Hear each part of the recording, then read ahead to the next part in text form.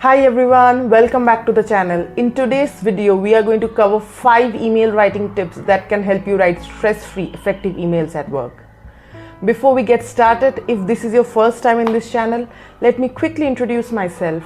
I am Shohini, and in this channel, I share content around languages in general and English in particular, productivity tips on professional enablers like emails, PowerPoint, Excel, Word, and a bunch of other stuffs.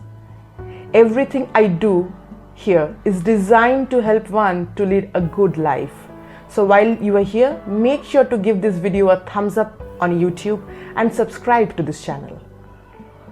With that being said, let's get started with today's video. Before we get started with tip number 1, let's talk about what professional emails should be like. Our emails at work need to be clear, concise, polite, and productive. In other words, emails that you send for work purposes should be easy to read and they should get the job done. But well, you would want them to be polite at the same time, right? It can be meant to do any job. So for example, it could be an email to inform, negotiate, propose, or make a request, but it needs to be all of these every single time. With that being said and done with, let's get on to tip number 1. Tip number 1 is use a simple, specific subject line. No matter who you are communicating to in a professional email, it's imperative to have a subject line that tells your reader exactly what the email is about. This would do 2 things. A, doing this increases the likelihood that your reader will know what the email is about and the actions expected from him or her. And B, it saves a ton of time at a later time point for us to find this email from the hundreds and thousands of emails we have in our mailbox. The key thus is to include the keywords, for example, information request, approval request, status update, along with the topic or engagement name. Now that we have spoken on subject lines, let's move on to tip number 2. Tip number 2 is amazing. It's simple yet profound. Use a greeting, always. This one may seem obvious, but I'm sure you have seen many emails in a work environment which are without a greeting. And an email without a greeting might appear rude many a times. I'm going to share a few examples with you in just a moment.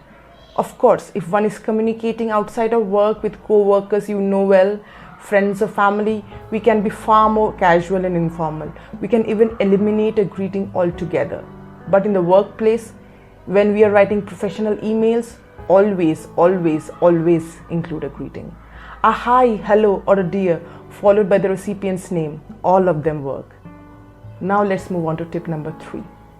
Tip number 3 is, if you receive an email that is too wordy and has a lot of disorganized information and actions, take time, summarize, and respond in bullets.